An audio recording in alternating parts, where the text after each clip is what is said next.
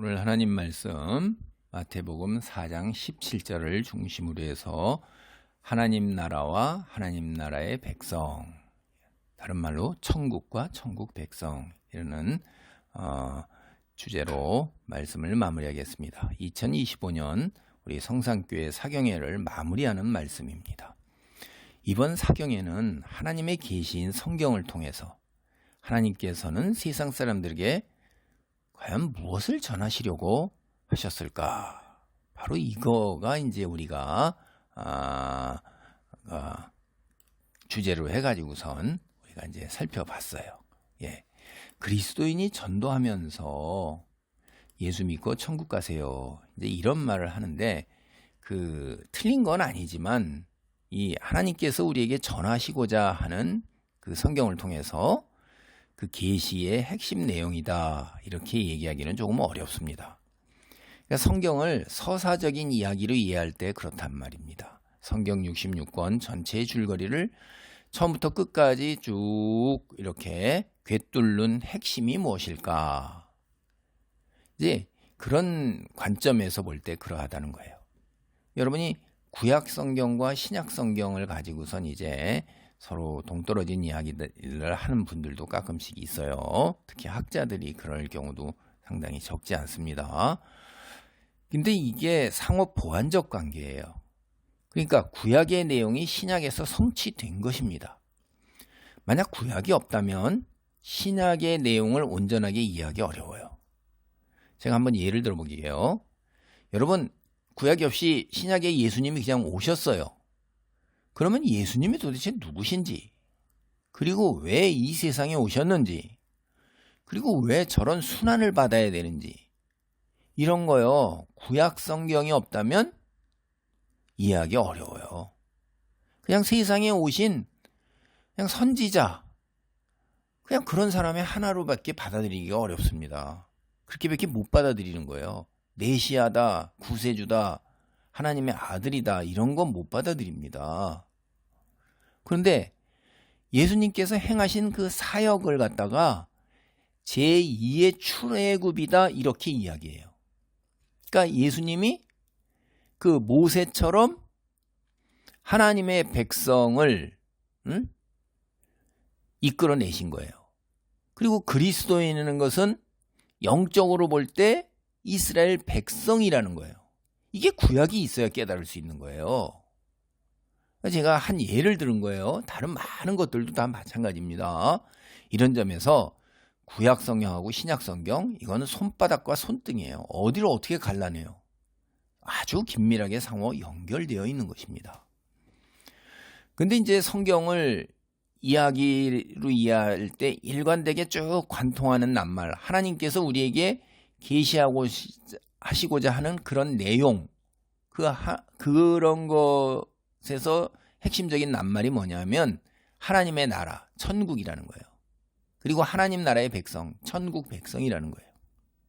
그러니까 하늘나라에 계신 영이신 하나님께서 세상을 창조하신 목적은 세상에 하나님 나라를 세우는 거예요. 창세기 1장 1절이나 요한계시록 21장 1절 보면 창조하고 새 창조에 관해서 이야기를 해요. 이제 그런 거에 관한 대표적 구절이죠. 요한계시록 21장 1절을 보면 또 내가 새 하늘과 새 땅을 보니 하늘과 처음 땅이 없어졌고 바다도 다시 있지 않더라.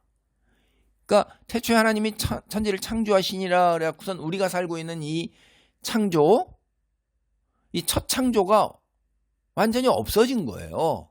그리고 새 하늘과 새 땅이에요. 그래서 이거를 새 창조라고 하는 거예요. 회복이 아닙니다, 이게. 그리고 또 마태복음 3장 1절로 이제 2절, 4장 17절, 그리고 마가복음 1장 14절로 15절. 여기를 보면 복음이라는 게 뭘까 할 때 하나님 나라라는 것을 증거해요. 마태복음 4장 17절입니다. 이때부터 예수께서 비로소 전파하여 이르시되 회개하라 천국이 가까이 왔느니라. 여기에서 중심되는 게 뭘까요? 천국이에요. 천국. 예수께서 전파하신 것도 왜 회개해야 돼요? 천국 때문에 그런 거죠. 그러니까 하나님께서는 사람을 창조하신 그 목적이 하나님 나라 천국 백성으로 살아가게 그렇게 창조하신 거예요. 그래서 사람에게 생육하고 번성하여 땅을 충만하게 채우는, 어둠으로부터 땅을 수호하고 정복하는, 바다의 물고기와 하늘의 새와 땅의 모든 생물을 하나님의 법, 이게 이스라엘에게 준 율법, 토라예요. 그 이전에는 하나님의 말씀이었잖아요. 아담에게 선악과를 따먹지 말아라. 다른 모든 것은 다 누려라. 이 하나님 말씀을 기준으로 해서 나를 비롯해서 내 가정을 비롯해서 우리가 있는 내가 삶의 공간을 다 다스려 나가야 돼요. 이런 소명, 이건 동시에 복이에요. 이걸 받은 거예요. 그래서 창세기 1장 26절, 우리가 26절에서 28절 이런 게 바로 내용이 바로 그런 내용입니다. 우리가 살펴보지 않겠습니다. 하나님께서 만드신 에덴 동산, 이거는 여호와 하나님께서 세상에 임재하시는 성소세요. 영이신 하나님께서 이 세상에 오실 때 에덴 동산에 오셨어요. 그게 그 영이신 하나님이 오셔서 다스리는 나라, 세상에 만드신 최초의 하나님 나라가 에덴 동산입니다. 그럼 아담은 뱀, 이 뱀은 혼돈과 어둠에 속한 피조물로 무질서, 악이에요. 그걸 상징하는 겁니다. 아담은 뱀을 정복하고 하나님 나라 에덴 동산의 거룩함을 지켜야 하는 거예요. 우리가 창세기 2장 15절에 보면 여호와 하나님이 그 사람을 이끌어 에덴 동산에 두어 그것을 경작하며 지키게 하시고, 이렇게 돼 있잖아요. 그리고 앞서서 창세기 2장 8절에 보면 여호와 하나님이 동방에 에덴의 동산을 창설하시고 그 지으신 사람을 거기 두니라. 그러니까 에덴을 창설하신 거예요. 만드신 겁니다. 그래서 이게 이제 이런 걸 보면 하나님 말씀을 근거로 해서 볼 때 이 뱀을 정복하고 쫓아내는 것뿐만 아니라 가정을 하나님 말씀을 근거로 해서 다스려 갖고선 하와의 그 잘못된 생각, 판단을 바로 잡아야 했던 거예요. 그러나 아담 하나님과 같이 될 수 있다는 뱀의 거짓 유혹에 그대로 넘어갔습니다. 그래서 하나님 말씀을 따르고, 그 하나님 말씀이 우리가 하나님 나라라고 그러면 그게 법이잖아요. 그 법을 지키는 대신에 자기는 법 위의 존재가 되는 거예요. 법보다 더 뛰어난 존재. 그러니까 하나님의 말씀보다 더 자기 생각, 자기 욕망이 더 우선이에요. 자기가 곧 왕이에요. 자기가 곧 질서예요. 이걸 이제 이렇대, 이게 자기 의존적 존재라는 말로 흔히들 얘기합니다. 이게 죄예요. 이 본질이, 다시 보세요. 피조물 된 분수가 있어요. 우리 자기 위치가 있는 거예요. 내 위에 하나님 한 분이 계셔요. 그분은 절대 넘을 수 없는 영역인데 그걸 넘어서서 자기가 피조물 된 그 분수를 깨닫지 못하고 겸손해야 되는데 교만하게 창조주 하나님처럼 되는 거예요. 질서의 중심이 되는 거예요. 자기가 법이 되는 거예요. 그러니까 이게 어떻게 되겠어요? 망하는 거죠. 왜? 하나님은 질서의 중심이면 세상을 태초에 하나님이 천지를 창조하시니라. 이게 이제 질서를 혼돈으로부터, 땅이 혼돈하고 공허하며, 혼돈하고 공허해요. 그걸 하나님께서 질서를 세우잖아요. 빛이 있으라 하시면 빛이 있었고 질서를 세우시잖아요. 말씀으로 질서를 세워나가신단 말이에요. 인간은 어떻게 돼요? 우리도 인간은 말이 곧 인격인데 우리는 그것조차도 잘 못 지켜요. 그리고 우리는 그런 능력이 없어요. 질서를 세우는 능력이 없어요. 그러니까 자기가 질서를 세우는 능력만 엿보고 거기에 올라섰지만은 결국은 무질서, 혼돈, 어둠을 막지 못한단 말이에요. 우리가 성경을 보면 아담은 130세에 자기의 모양 곧 자기의 형상과 같은 아들을 낳아. 자기의 형상과 같은 아들을 낳아. 창세기 5장 3절이에요. 그러니까 아담의 형상, 그의 후손들은 아담의 형상을 입은 거예요. 그러니까 이 형상이 지닌 이런 죄로부터 자유롭지 못한 것입니다. 피조물인 사람은 질서의 중심이 되어 질서를 만들어낼 능력이 없습니다. 그래서 아담의 가정은 형제간 살인이라는 이 무서운 거죠. 무질서, 어두움, 혼돈, 악을 만들어냈던 것입니다. 하나님께서 주신 소명을 이루는 데 실패한 아담으로 말미암아서 세상에 악이 창궐하자 하나님께서는 홍수로 세상을 심판하셨습니다. 그러나 하나님께서는 노아에게 은혜를 베푸시며 무지개로 다시는 홍수로 세상을 심판하지 않으시겠다. 이게 이제 노아 언약이잖아요. 그 증표를 구름 사이에 두신 것을 우리는 살펴보았습니다. 그러나 노아의 후손 역시 아담의 형상을 닮아서 하나님께서 주신 소명을 이루는 하나님의 백성으로 살지 못했습니다. 그래, 하나님은 그래도 여전히 사람을 하나님 나라를 이루기 위한 하나님 나라의 백성으로 부르시는 거예요. 그래서 갈대아 우르에 살고 있는 아브라함을 불러 언약을 맺고, 우리가 그 창세기 15장 17절로 18절 상반절 살펴봤어요. 하나님의 백성으로 살게 하신 거예요. 그러나 믿음의 조상 아브라함의 우리 그 행태에서 알 수 있듯이 그도 역시 결정적인 순간에는 하나님 말씀대로 사는 것보다 현실을 고려해요. 자기 중심적 판단대로 살아요. 하나님을 믿고 의지하고 순종하는 것보다 현실을 고려해서 자기 판단이 앞서는 거예요. 이 이야기 두 가지가 있는 것, 기근을 피해서 가나안에서 애굽으로 내려갔을 때 부부가 사기극을 벌인 일이나 후손을 얻기 위해서 몸종 하가를 취한 일이 그런 죄의 전형적인 것입니다. 오랜 세월호의 아브라함의 후손들이 애굽 땅에서 민족을 이루었어요. 그러자 하나님께서는 약속대로 아브라함의 약속한 그대로 모세를 보내어 그들을 가나안 땅으로 인도해 내십니다. 그리고 모세의 중재로 시내산에서 이스라엘 백성과 언약을 맺었어요. 예, 우리가 출애굽기 24장 4절로 8절 시내산 언약, 모세 언약입니다. 근데 이 모세 언약은 몇 가지 점에서 굉장히 이전 언약과 달리 획기적인 언약이에요. 첫째, 에덴 동산에 임재하신 하나님께서 이제 성막, 에덴 동산, 그게 이제 성막, 그리고 성전, 이걸로 이어지는 거예요. 계속해서 임재하신다고 말씀을 하시는 거예요. 그 이스라엘 백성은 이전 족장 시대에 노아나 아브라함과 달리 하나님의 임재를 통해서 하나님으로부터 비롯되는 은혜와 축복을 누릴 수 있게 되는 거예요. 두 번째, 이스라엘 백성은 거룩함을 지키고 유지할 수 있는 삶의 지침인 율법과 토라를 받았어요. 이스라엘 백성에게 율법을 주신 건 그때 보면 제사장 나라로 삼는다고 그랬어요. 하나님의 거룩함을 지켜내는 것, 수호하는 거예요. 이게 아담에게 주어진 에덴 동산의 거룩함을 지켜내도록 한 거하고 똑같아요. 그리고 자신들이 어떻게 정결함을 유지하는가 하는 것.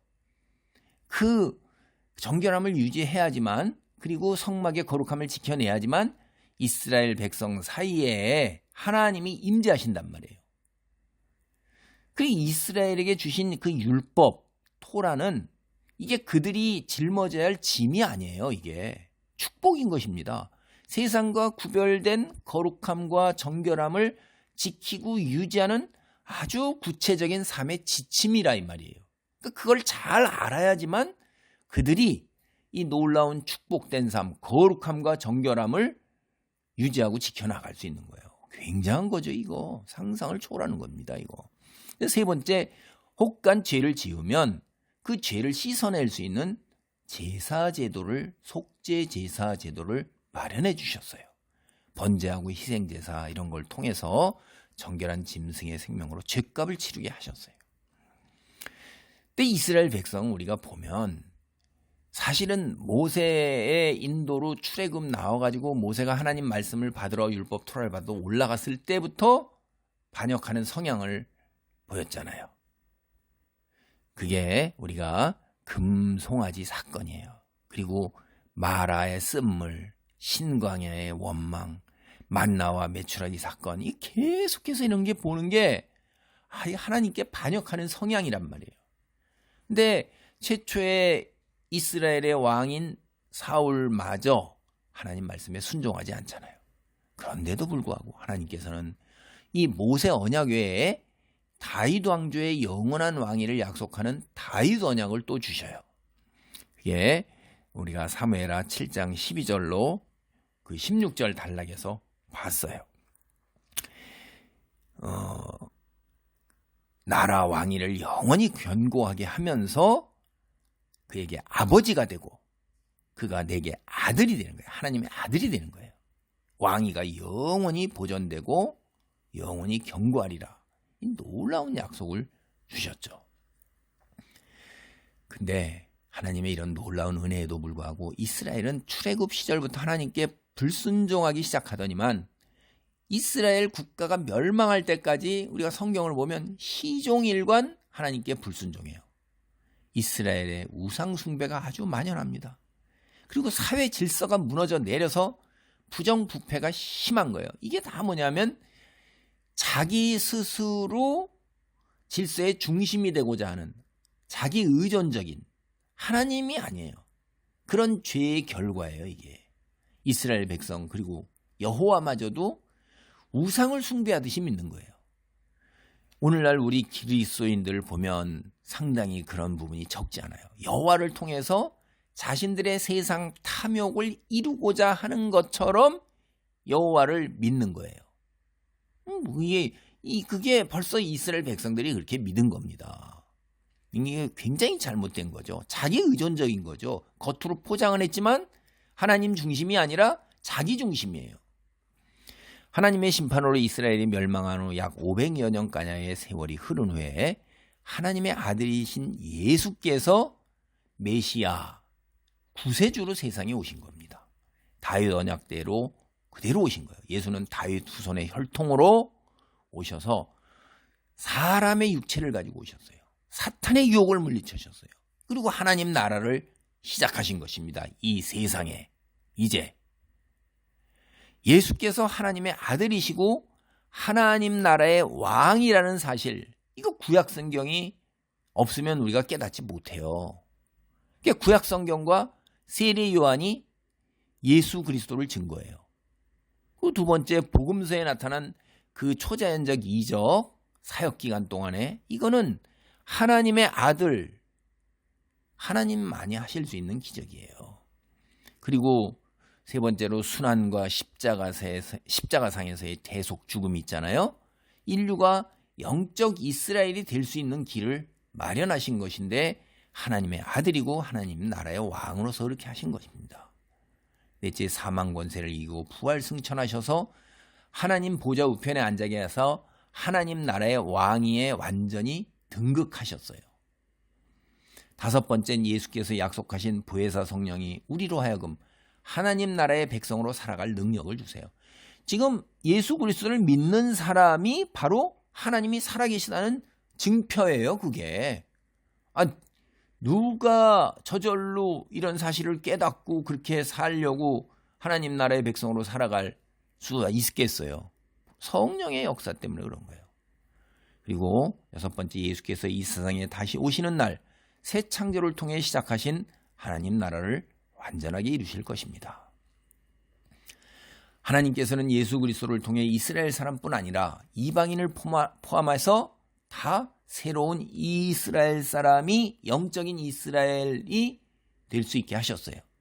예수께서 사역, 순환, 죽음, 부활을 통해서 옛적에 그 종되었던 이스라엘 백성을 애굽 땅에서 하나님께서 인도해 내신 것처럼 사탄의 지배 아래 죄의 종으로 매여 있던 사람들을 인도해서 하나님 나라의 백성으로 살아갈 수 있게 하신 거예요.